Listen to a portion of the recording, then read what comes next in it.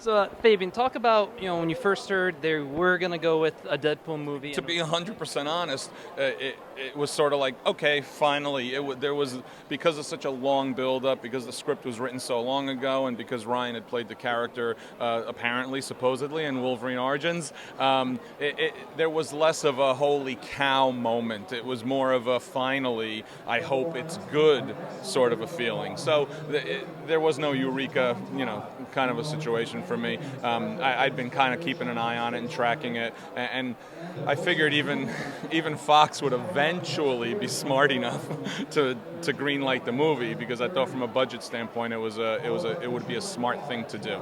It's not a 175 million, 250 million budgeted movie, so I thought their returns on it were going to be really good. I didn't expect it to do as well as it did, but I always thought that if they got it out there and it was even reasonably good, that it was going to be successful. The fact that it was phenomenally good made it phenomenally successful. Now, yesterday I was talking with you, and you said that you kind of had Ryan Reynolds already casted in your mind for the role.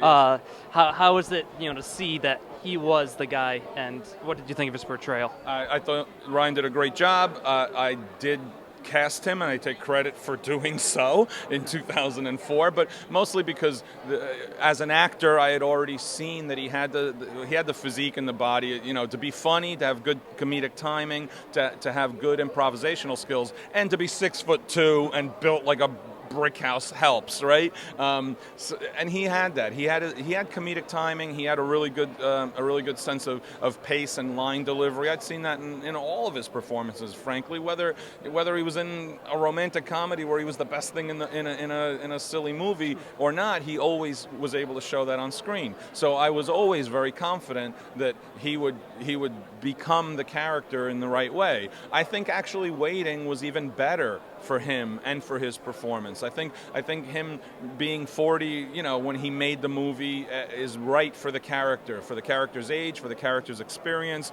I think Wade Wilson needs to have had a little bit of a life. He needs to have lived a bit, failed a bit, succeeded a bit, and I thought Ryan at this age was able to bring a lot more of that to the screen than he might have even been able to do it, 10 years ago. And lastly, do you think they would have been able to pull it off with the PG, or are you, glad that they went with the R rating? Well, I don't think that they would have been able to pull it off with a PG. PG-13, my bad. I still totally think that they could have pulled off an excellent movie if it had been PG-13.